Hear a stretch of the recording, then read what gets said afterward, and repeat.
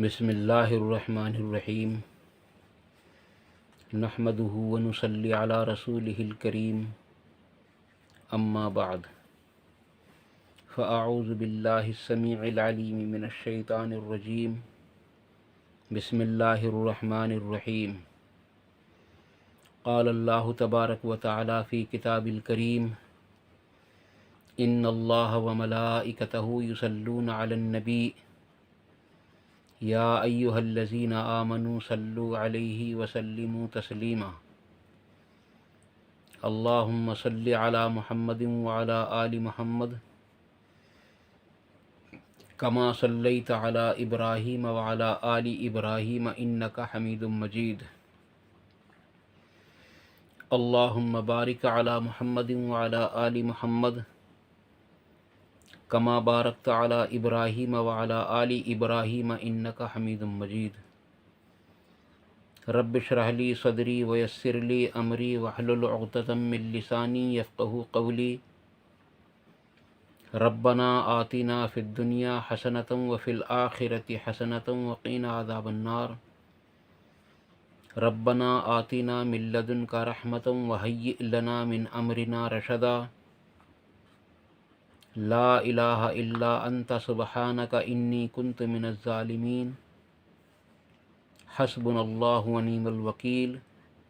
یا حی یا قیوم برحمتک استغیث لا حول ولا قوة الا باللہ العلی العظیم۔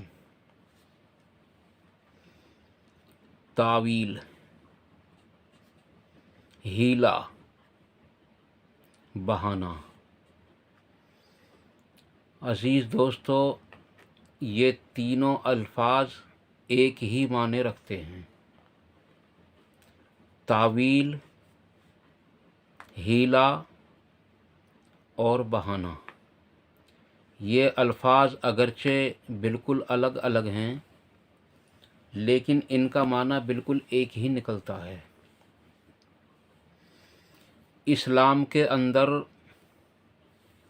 ہیلا جو ہے وہ کس درجے تک جائز ہے اور کس درجے تک اس کو اپنا کر آدمی عمل کر سکتا ہے، میں اس سلسلے میں آپ کے سامنے دو بڑے واقعات اور اس کے علاوہ کچھ جو علماء سو کی طرف سے ہیلے اور بہانوں کے طریقے آتے ہیں ان میں سے چند ایک آپ کے سامنے پیش کرنے کی کوشش کروں گا۔ یہ جو مسئلہ میں آپ کے سامنے بیان کرنے لگا ہوں یہ مسئلہ زکوٰۃ کی ذیل میں آتا ہے، اور صرف زکوٰۃ ہی نہیں بلکہ جب ہم ان واقعات کو پڑھیں گے سنیں گے قرآن کریم کے اندر اور صحیح احادیث کی روشنی میں تو ہم کو پتہ چل جائے گا کہ ہیلا اور بہانہ یا تاویل جو ہے یہ کہاں تک اسلام کے اندر جائز ہو سکتی ہے۔ عزیز دوستو، سوال کرنے والے نے تو سوال یہ کیا ہے کہ میرے پاس اتنا اتنا سونا اور اتنی اتنی چاندی ہے، جس میں چاندی کا تو نصاب بن جاتا ہے لیکن سونے کا نصاب نہیں بنتا، کیونکہ سونا تقریباً 15 گرام کم ہے لیکن چاندی کیونکہ وہ 900 گرام ہے، اور میں نے پچھلی ویڈیو میں آپ کے سامنے بتلا دی تھی کہ 609 گرام پر جب آدمی کے پاس 609 گرام چاندی موجود ہو تو اس پر زکوٰۃ فرض ہو جاتی ہے۔ تو عزیز دوستو، ان کو کسی نے ایک رائے دی ہے، ایک طریقہ بتایا ہے، ایک ہیلا بتایا ہے، ایک تاویل کر کے ایک راستہ بتا دیا ہے، کیونکہ مال کے اعتبار سے ان کی زکوٰۃ کچھ زیادہ نکل رہی ہے، کیونکہ تقریباً 1.25 گرام سونے کی زکوٰۃ ہے اور تقریباً 9 دونی 18 اور 4.5 यानी 22 ग्राम चांदी की ज़कात है। तो उनको वो ज़कात की एक बहुत बड़ी रकम नज़र आ रही है जो उनको देनी है।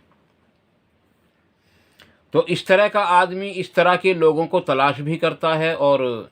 उसको इस तरह के आलिम और मौलवी और इस तरह के लोग उसको मिल भी जाते हैं और वो इस तरह की बात तावील करके बता भी देते हैं। तो उनको किसी ने ये बता दिया है कि इस साल तो तुम्हें ज़कात देनी ही पड़ेगी, लेकिन अगले साल तुम एक काम करना, तुम्हारे पास जो चांदी है उस चांदी को पूरी की पूरी चांदी अपनी बीवी को मेहर के बदले दे देना। उसके बाद फिर तुम्हें कभी ज़कात देने की ज़रूरत नहीं पड़ेगी और माल तुम्हारा ही रहेगा। तो अजीज़ दोस्तों, ये एक धोखा है, ये एक बहाना है और इससे अगला अल्फाज अगर मैं कहूँ तो वो पता नहीं किस किस के दिल को ठेस पहुँचाएगा। इसको मक्कारी भी कहा जा सकता है, क्योंकि माल फिर भी उन्हीं के पास रहेगा, दोनों मियाँ बीवी के पास, और मालिक फिर भी वो दोनों ही रहेंगे। क्योंकि हमारे यहाँ जो मियाँ बीवी का जो माल होता है वो कोई अलग अलग नहीं होता, एक ही जगह होता है और उसके दोनों ही वारिस होते हैं। इसलिए हमारे यहाँ ये बहाना चलने वाला नहीं है। एक बात तो ये। दूसरे ये कि इस तरह के बहाने करने वाले लोग गुज़िश्ता उम्मतों के हालात भी देखें कि जब उन लोगों ने बहाने किए और उन लोगों ने तावीलें की और उन लोगों ने जो है हीले किए, तो उसका अंजाम क्या निकला। मैं ज़्यादा आपके सामने हीला आपके सामने बयान नहीं कर सकता ज़्यादातर। अलबत्ता एक तो हज़रत दाऊद अलैहिस्सलाम की कौम का, और इसके अलावा मैं एक नबी अकरम सल्लल्लाहु अलैहि वसल्लम के सहाबा किराम में से भी अक्सर सहाबा का जो तावील थी उसको भी मैं आपके सामने बयान करूँगा। और जब उन लोगों ने तावील की, हीला किया, बहाना किया, तो फिर अल्लाह तबारक ताला ने उनके साथ उसका क्या अंजाम दिखाया। अजीज़ दोस्तों, सबसे पहले सुनिए, हज़रत दाऊद अलैहिस्सलाम की कौम यानी बनी इसराइल को ये जो कुरान करीम के अंदर वाक़या है, ये मैंने मुख्तसरन कई बार आपके सामने ज़िक्र भी कर दिया है और आज फिर भी उसी वाक़े को ज़िक्र करने का मौका है। अल्लाह तबारक ताला ने उन लोगों को हफ्ते के रोज़ शिकार करने से सख्ती से मना फरमाया था। जैसे आज हमारे लिए जुमे का दिन मोतबर है, तो यहूदियों के यहाँ हफ्ते का दिन मोतबर है, और इसी तरीक़े से ईसाइयों के यहाँ भी इतवार का दिन मोतबर है। और गुज़िश्ता तमाम कौमों को एक एक दिन उनके मज़हब के एतबार से कोई ना कोई दिन मोतबर हुआ करता है। तो क्योंकि बनी इसराइल के अंदर,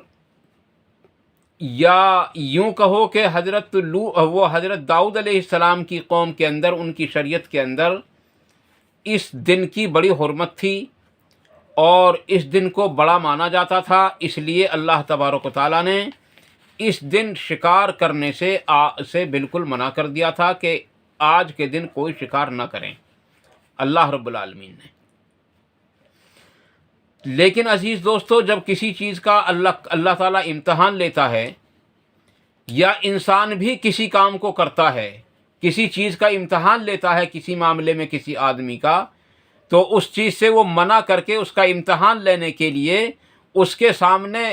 ऐसी बातें, ऐसे काम, ऐसी चीज़ें लाकर पेश करता है ताकि वो उस काम को करने पर मजबूर हो जाए। तो बिल्कुल ठीक, अल्लाह तबारक ताला को जब इंसान का इम्तहान मकसूद होता है,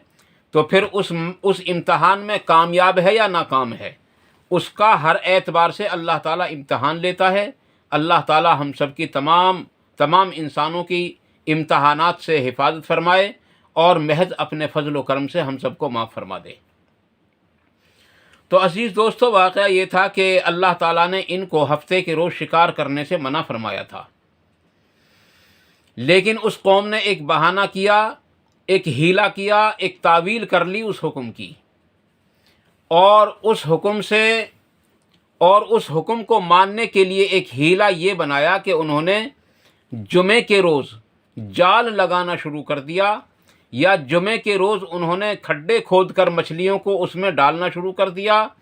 اور ہفتے کے روز وہ جال کو نکال لیا کرتے تھے، یا کھڈوں میں سے ان مچھلیوں کو نکال لیا کرتے تھے، کیونکہ بات یہ بھی تھی کہ شکار جو زیادہ تر آتا تھا وہ ہفتے ہی کے روز آتا تھا۔ یہ اللہ کی طرف سے ان پر امتحان تھا، اس امت پر کوئی امتحان نہیں ہے۔ عزیز دوستو، یہ اللہ کا بڑا کرم ہے کہ اس امت پر کوئی امتحان نہیں، البتہ اللہ تبارک و تعالیٰ نے اس امت کو جو قرآن دیا ہے اور صحیح احادیث دی ہیں ان پر عمل کرنا، یہی اس کے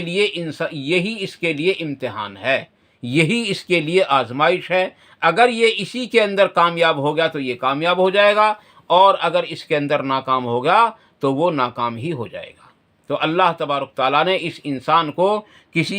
اس امت کو کسی ایسی چیز کا حکم نہیں دیا جس میں اور کوئی نیا امتحان اس کا جو ہے لیا جا سکے۔ لیکن عزیز دوستو، اللہ تبارک تعالیٰ نے ان کے لیے شکار کے دہانے جو کھلتے تھے اللہ کی طرف سے، وہ ہفتے ہی کے روز کھلتے تھے، اس لیے انہوں نے اس کی تعویل یہ کر لی کہ بھئی ہم ہفتے کے روز شکار نہیں کریں گے، البتہ جمعے کے روز جال لگا دیں گے اور ہفتے کے روز جال کو نکال لیں گے، یا جمعے کے روز کھڈوں میں پانی کھول دیں گے تاکہ مچھلیاں اس میں آ جائیں، اور اتوار کے روز اس میں سے ہم مچھلیاں نکال لیں گے۔ یہ ان کا طریقہ تھا۔ ایک بہت بڑی جماعت جو اس امت کے اندر ہے، بہت بڑی جماعت ہے، اس کے یہاں یہ چیز جائز بھی ہے، لیکن جائز اور ناجائز کا اندازہ آپ کو ابھی لگ جائے گا۔ عزیز دوستو، ان میں جماعتیں بنی تین۔ ایک جماعت وہ بنی جو اس کام پر عمل کرتی تھی، ایک جماعت وہ بنی جو اس کام سے ان لوگوں کو روکتی تھی، اور ایک جماعت وہ بنی جو ان لوگوں کو نہ ان سے روکتی تھی اور نہ وہ اس پر عمل کرتی تھی بلکہ خاموش رہتی تھی۔ تو اللہ تبارک و تعالیٰ نے ان لوگوں کا تو ذکر شاید نہیں کیا، لیکن ان دو قوموں کا ذکر کیا، جو ایک منع کرتی تھی اور ایک اس پر عمل کرتی تھی، اور دوسری اس سے روکتی تھی لوگوں کو۔ یہ دو جماعت تھیں عزیز دوستو۔ اس جماعت نے ان لوگوں کو بہت سمجھایا۔ ایک بات اور بھی واضح رہے، اللہ تبارک تعالیٰ کی طرف سے پکڑ یا اللہ کی طرف سے عذاب آدمی پر اس وقت تک نہیں آتا جب تک اس کی طرف کوئی ہدایت کرنے والا اللہ تعالیٰ نہ بھیج دے، چاہے وہ اس کے محلے کا ہی ہو، چاہے اس کا کوئی پڑوسی ہو، چاہے اس کا بھائی ہو، بہرحال اس کو سمجھانے والا ضرور ہوتا ہے، اس سے پہلے اس پر عذاب نہیں آتا۔ اللہ تبارک تعالیٰ کی طرف سے اس پر کوئی عذاب کا کوڑا نہیں ٹوٹتا اس وقت تک جب تک ایک بار اس کے کانوں تک، اس کے پاس تک حق نہ پہنچ جائے، اور اس کے بعد بھی عذاب اس وقت پہنچتا ہے جب وہ حق کو قبول نہ کرے اور حق سے منہ پھیرے اور اپنے بزرگوں کی باتوں پر عمل کرتا رہے، پھر اس پر عذاب آتا ہے۔ اسی طریقے سے عزیز دوستو، آج اس امت کے اندر علماء حق قرآن اور حدیث ہمارے سامنے پیش کر رہے ہیں، لیکن یہ ہماری ہٹ دھرمی اور ہماری بزرگ پرستی کا نتیجہ ہے کہ ہم ان کو یوں کہہ کر ٹال دیتے ہیں کہ اللہ کا حکم ہے وہ ٹھیک ہے، اللہ کے نبی صلی اللہ علیہ وسلم کا فرمان ٹھیک ہے، لیکن ہمارے امام کا قول یہ ہے، ہم اس پر عمل کرتے ہیں۔ عزیز دوستو، یہ ہمارے لیے گمراہی کا ایک راستہ کھلا ہوا ہے جو بند نہیں ہو سکتا، کیونکہ اس دروازے کو نبی اکرم صلی اللہ علیہ وسلم کے بعد، ابو بکر صدیق رضی اللہ تعالیٰ عنہ کے بعد، حضرت عمر فاروق رضی اللہ تعالیٰ عنہ کے دور میں توڑ دیا تھا، بند نہیں کیا گیا تھا، توڑ دیا گیا تھا۔ تو حضرت عمر فاروق رضی اللہ عنہ نے جب کسی سے سوال کیا نا، حضرت کعب رضی اللہ تعالیٰ عنہ نے، کہ جب وہ فتنوں کا دروازہ جو ہے وہ کھل جائے گا یا توڑ دیا جائے گا، تو حضرت کعب رضی اللہ عنہ نے فرمایا کہ اس دروازے کو توڑ دیا جائے گا، تو حضرت عمر فاروق رضی اللہ عنہ نے ٹھنڈا سانس مار کر فرمایا کہ پھر اس کا مطلب یہ ہے کہ وہ کبھی بند بھی نہیں ہوگا۔ عزیز دوستو، بالکل حضرت عمر رضی اللہ تعالیٰ عنہ کا قول آج پکا ہو رہا ہے، اور وہ فتنوں والا دروازہ ابھی تک بند نہیں ہو پایا ہے۔ جیسے ہی حضرت عمر فاروق رضی اللہ عنہ کی شہادت ہوئی، حضرت عثمان غنی رضی اللہ عنہ کی شہادت ہوئی، پھر حضرت علی رضی اللہ عنہ کو شہید کیا گیا، پھر حضرت حسن رضی اللہ عنہ کو زہر دیا گیا، پھر حضرت حسین رضی اللہ عنہ کو زہر دیا گیا، وہ شہید کیا گیا۔ عزیز دوستو، یہ فتنہ، یہ تو میں نے نمونے کے طور پر چند لوگوں کے نام لیے ہیں، وہ آج تک فتنہ ایسے ہی چل رہا ہے، اور پتہ نہیں کب تک چلتا رہے گا، لیکن ایک دور آئے گا ضرور انشاءاللہ تعالی، اور وہ دور ہوگا امام مہدی علیہ السلام کا۔ تو عزیز دوستوں، میں آپ سے یوں عرض کر رہا تھا کہ اللہ تبارک و تعالیٰ نے ان لوگوں کو تین جماعتوں میں تقسیم، یعنی کہ وہ لوگ خود ہی 3 جماعتوں میں تقسیم ہو گئے، اور ایک اس برائی پر، تعویل پر، اس پر ہیلے پر، بہانے پر عمل کرتی تھی، ایک اس سے روکتی تھی، اور ایک خاموش رہتی تھی۔ ان لوگوں نے بہت سمجھایا، یہاں تک کہ انہوں نے ان سے تعلقات بھی ختم کر دیے۔ میں نے ایسا بھی پڑھا ہے کہیں، تعلقات بھی ختم کر دیے، ملنا جلنا بند کر دیا، واسطے ختم کر دیے، اور بالکل الگ رہنا شروع کر دیا، بلکہ یہاں تک بھی آتا ہے کہ انہوں نے اپنے اور ان کے درمیان میں دیوار کھینچ لی، کیونکہ حق پرست جو ہوتے ہیں ان کو اس بات سے ڈر لگتا ہے کہ اگر ہمارے درمیان میں برائی کرنے والے لوگ رہے اور ان پر کوئی آفت آ گئی تو یقیناً ہم بھی بچ نہیں پائیں گے، اس لیے وہ لوگ برائی سے بچنے کے لیے برے لوگوں سے اپنے آپ کو بچاتے تھے۔ آج ہم سب کے لیے بھی یہی حکم ہے، اور بخاری شریف کے اندر حدیث ہے کہ نبی اکرم صلی اللہ علیہ وسلم نے ارشاد فرمایا، اچھے لوگوں کے پاس بیٹھنے والوں کی مثال ایسی ہے جیسا کہ کوئی عطر فروش کے پاس بیٹھتا ہے، اگر وہ نہ بھی خریدے، اگر وہ نہ بھی لگائے، تو اس کو خوشبو برابر آتی رہے گی۔ اسی طریقے سے برے لوگوں کی مثال، برے لوگوں کے پاس بیٹھنے والوں کی مثال ایسی ہے جیسا کہ کوئی لوہے کا کام کرنے والوں کے پاس بیٹھتا ہے، کہ اگر وہ اس لوہے کا کام نہ بھی کرے گا، اس آگ سے نہ بھی جلے گا، تو اس کی تپش یا اس کی چنگاری اس تک ضرور پہنچ جائے گی، اور اس کے کپڑے بھی کالے ہو جائیں گے۔ تو عزیز دوستو، اس لیے برے کام کرنے والوں سے ہم دور رہیں۔ اگر ہم شراب پینے والوں کے پاس بیٹھیں گے تو یقیناً ایک روز ہمارے دلوں کے اندر سے شراب کی جو برائی ہے وہ نکل جائے گی۔ اگر ہم جوا کھیلنے والوں کے پاس بیٹھے ہوں گے اور اچانک کسی نے مخبری کر دی اور پولیس آ گئی، تو عزیز دوستو، جو اس کے پاس بیٹھا ہے یا اس کے پاس کھڑا ہوا ہے، پولیس والے اس کو بھی نہیں چھوڑنے کے۔ اور یہ اللہ تبارک تعالیٰ کی طرف سے قانون ہے کہ جب عذاب آتا ہے اللہ تبارک تعالیٰ کی طرف سے، اگر نیک لوگ وہاں سے نہ ہٹیں تو وہ بھی بچتے نہیں ہیں۔ نوح علیہ السلام کے دور میں عذاب آیا تھا پانی کا، تو اللہ تبارک و تعالیٰ نے سب سے پہلے کشتی بنوائی اور اپنے نیک لوگوں کو اس کشتی میں سوار کیا۔ عزیز دوستو، یہ اس طریقے سے الگ کیا اپنے خاص بندوں کو، اور جانوروں کا ایک جوڑا بھی رکھوایا گیا۔ اسی طریقے سے قوم لوط کے اوپر جب عذاب آیا تو حضرت لوط علیہ السلام کو حکم دیا کہ میں اپنے اہل و عیال کے یہاں سے نکل جاؤ، کیونکہ اگر تم یہاں رہو گے تو تم بھی نہیں بچ پاؤ گے، اور یاد رکھو پیچھے مڑ کر نہ دیکھنا۔ ان کی بیوی نے، کیونکہ وہ ان کی مخبر بھی تھی، اس لیے اس نے پیچھے مڑ کر دیکھا۔ عزیز دوستو، قرآن پڑھ کر دیکھو اور احادیث رسول پڑھ کر دیکھو انجام کیا ہوا۔ انجام کیا ہوا عزیز دوستو، عبرت کا ایک نشان بن کر رہ گئی وہ بھی، حالانکہ پیغمبر کی بیوی تھی۔ جب اللہ تبارک تعالیٰ کی طرف سے پکڑ آتی ہے تو اس بات کا لحاظ کیا ہی نہیں جاتا کہ یہ پیغمبر کی بیوی ہے، چاہے وہ نوح علیہ السلام کا بیٹا ہو، ٹھیک ہے، کوئی بات نہیں، چاہے وہ حضرت ابراہیم علیہ السلام کا باپ ہی کیوں نہ ہو، اگر پکڑ آ گئی تو، چاہے وہ محمد الرسول اللہ صلی اللہ علیہ وسلم کا چچا ابو لہب یا ابو جہل ہو، بلکہ اگر میں اس سے بھی اگلا الفاظ بول دوں کہ چاہے وہ ابو طالب بھی ہوں، عزیز دوستو، نہیں بچا سکتا کوئی بھی۔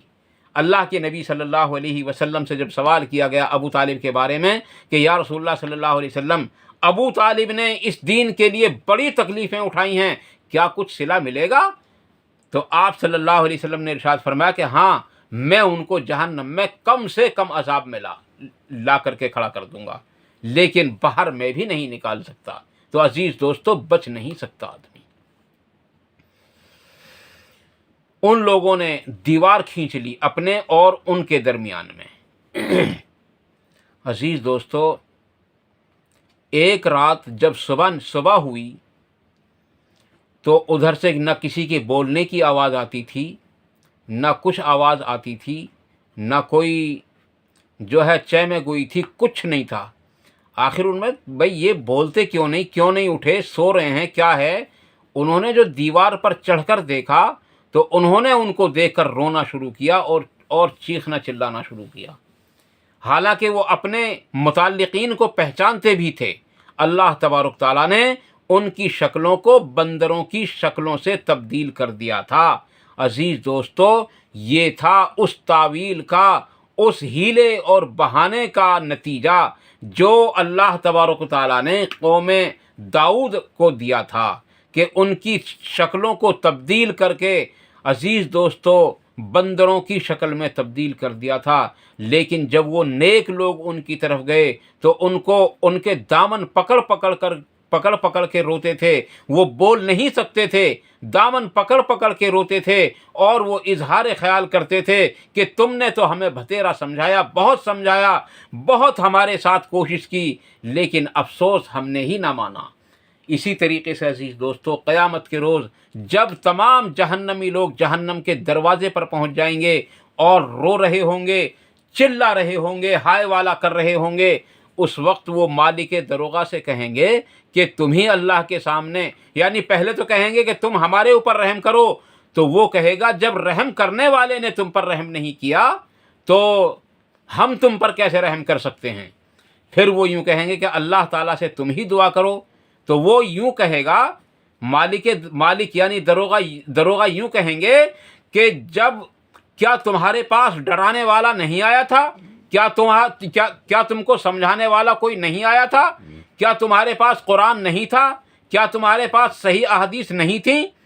تو وہ کہیں گے ہاں، ہمارے پاس سب کچھ تو تھا، لیکن ہم نے اپنے دماغ کی اونچائی کی وجہ سے، اپنے تکبر اور گھمنڈ کی وجہ سے ہم نے سب کو ٹھکرا دیا اور سب کو ہم نے چھوڑ دیا۔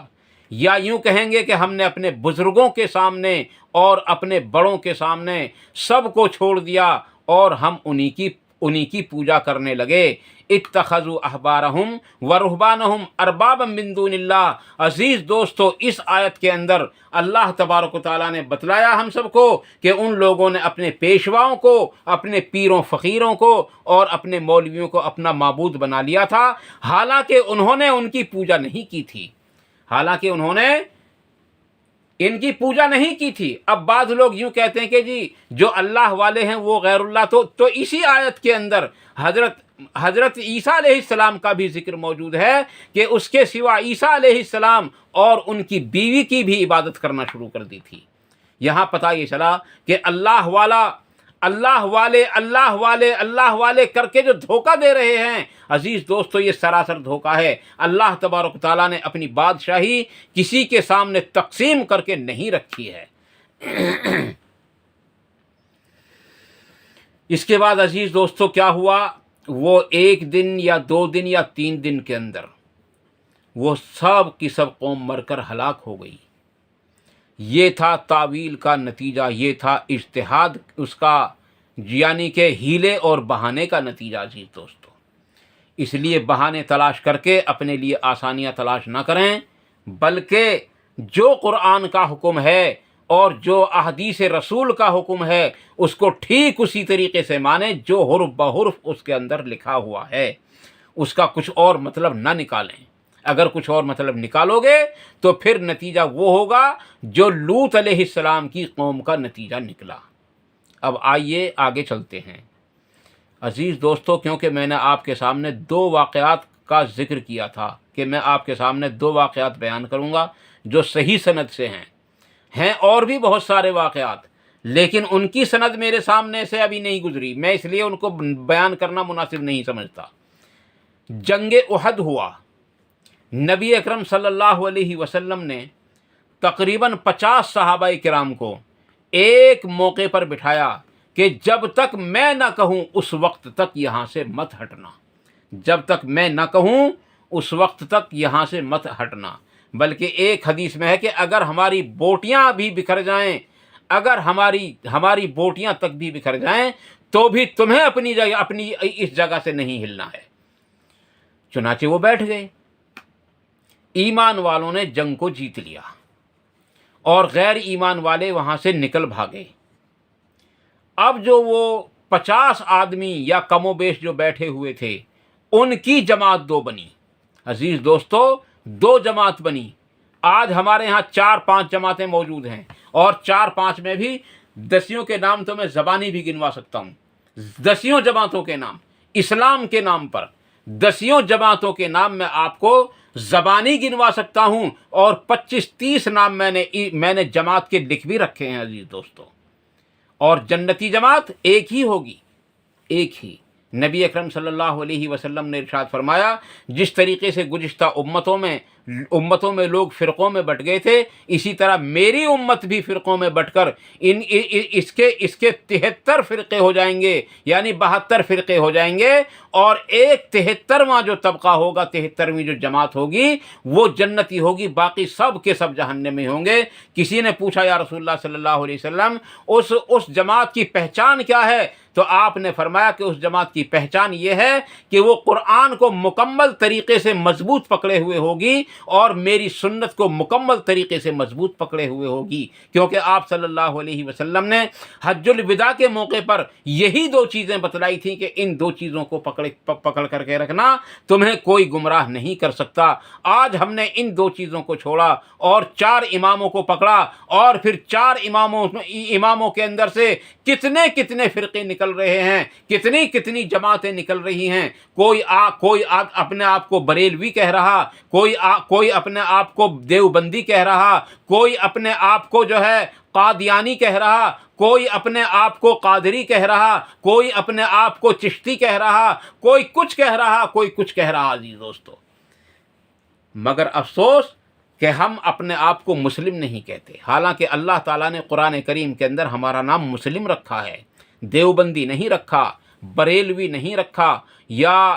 اہل حدیث یا اہل قرآن۔ عزیز دوستو، اہل حدیث تو سبھی ہیں،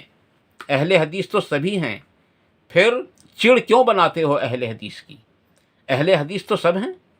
کون نہیں کرتا حدیثوں پر عمل؟ البتہ اتنا ضرور ہے کہ کوئی صحیح حدیثوں پر عمل کرتا ہے، کوئی ضعیف حدیثوں پر عمل کر لیتا ہے، اتنا ضرور ہے۔ لیکن ضعیف احادیث جو ہیں عزیز دوستو، اس امت کا جو بیڑا غرق کیا ہے سب سے زیادہ، وہ ضعیف الاسناد احادیث نے کیا ہے۔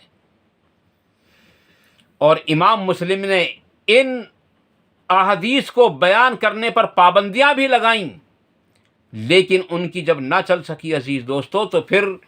نتیجہ وہی نکلا جو آج نکل رہا ہے کہ کوئی ضعیف حدیث جس کو مل گئی بس وہ اسی پر عمل پیرا ہے، اور بس اس کو بتا دیا کہ اس کے بزرگوں نے اس پر عمل کرتے آ رہے ہیں، تو وہ بھی اسی پر عمل کر رہا ہے۔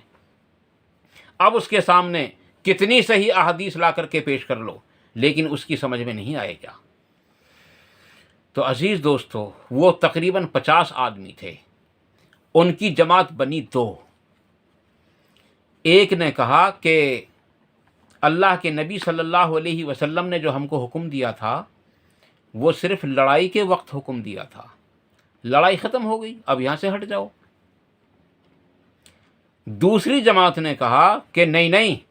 اللہ کے نبی نے یہ کہا جب تک میں نہ کہوں۔ اب ان میں تکرار یوں ہوئی کہ وہ کہتے تھے کہ جب تک میں نہ کہوں، وہ کہتے تھے کہ لڑائی کے وقت تک ہی تو تھا یار،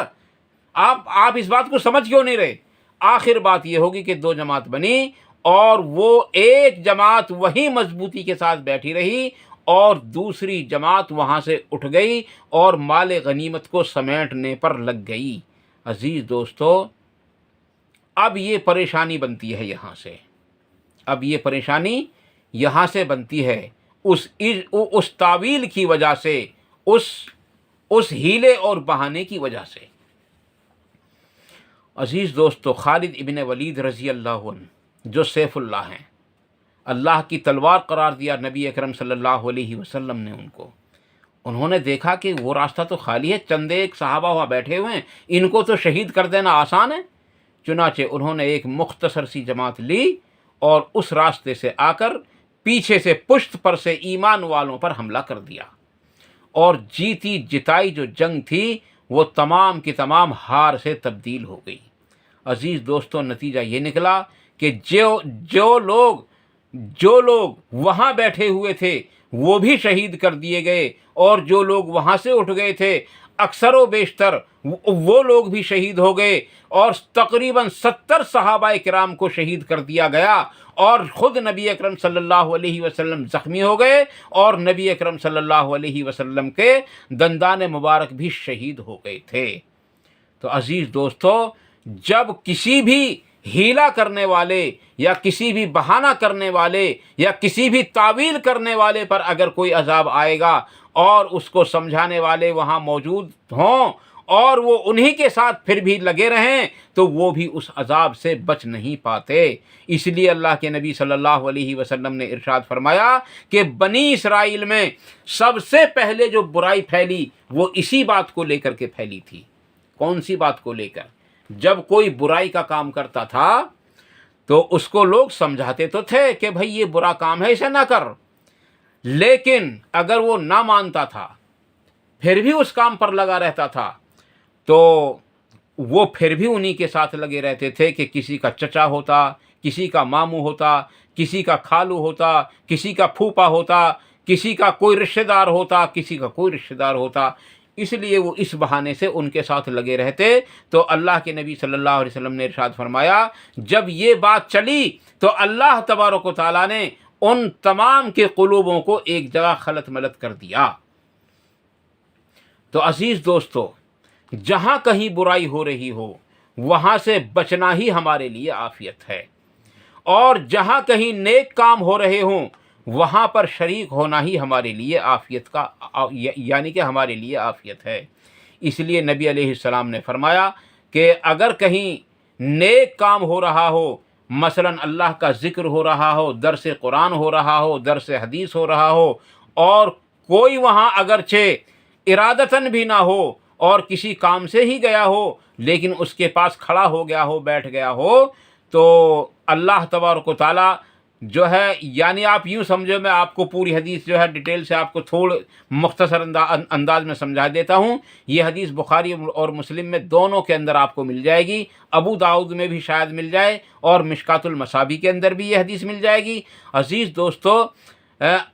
ایسی مجلسوں کو جہاں نیک کام ہوتے ہوئے ہوتے ہیں، فرشتے اپنے احاطے میں لے لیتے ہیں، اور جب وہ مجلس ختم ہوتی ہے تو پھر وہ اللہ کے سامنے پہنچتے ہیں، اور اللہ تبارک تعالیٰ ان سے باوجود ہر بات کو جاننے کے سوال کرتا ہے، میرے فرشتوں تم کہاں گئے تھے؟ وہ بتاتے ہیں کہ اللہ تیرے فلاں فلاں بندے فلاں مقام پر تیرا ذکر کر رہے تھے، کیا انہوں نے مجھے دیکھا؟ نہیں دیکھا نہیں، اگر وہ دیکھ لیتے تو اور بھی تیرا ذکر کرتے۔ پھر سوال کیا جاتا ہے کہ وہ کس چیز سے پناہ مانگ رہے تھے؟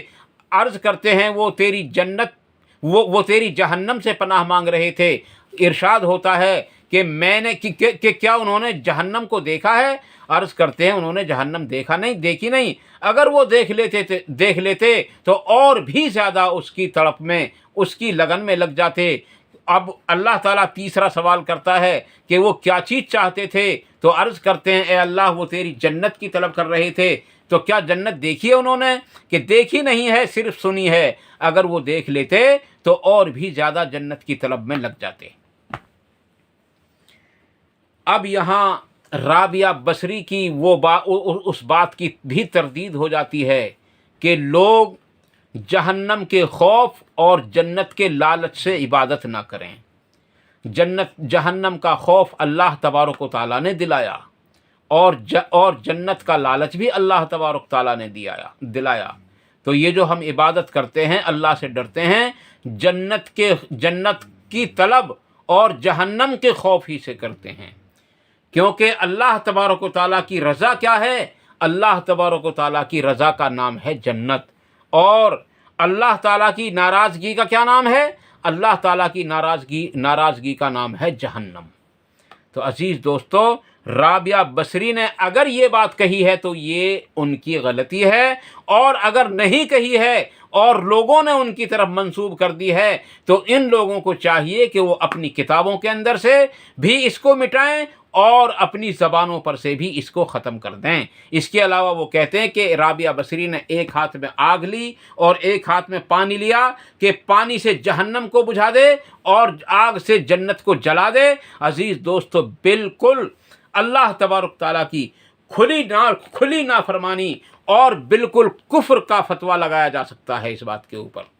کیونکہ اللہ تبارک تعالیٰ کی جنت کو کوئی نہیں جلا سکتا اور جہنم کو کوئی نہیں بجھا سکتا۔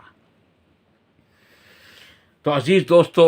اصل بات یہی ہے کہ میں آپ لوگوں سے جو عرض کر رہا ہوں وہ یہی ہے کہ اگر ہمارے پاس میں قرآن موجود ہے اور ہمارے پاس میں احادیث موجود ہیں تو ہم ان پر عمل کرتے رہیں، اسی میں ہماری خیر اور اسی کے اندر ہماری بھلائی ہے، اور جنت کا خوف، جنت کا لالچ بھی ہو اور جہنم کا خوف بھی ہو۔ یہی تو ہے ہمارے دلوں کے اندر، اللہ تعالیٰ کی محبت یعنی جنت کی خواہش، اور اللہ تعالیٰ کا خوف یعنی جہنم سے بچنے کے لیے اللہ تعالیٰ سے دعا مانگتے رہیں۔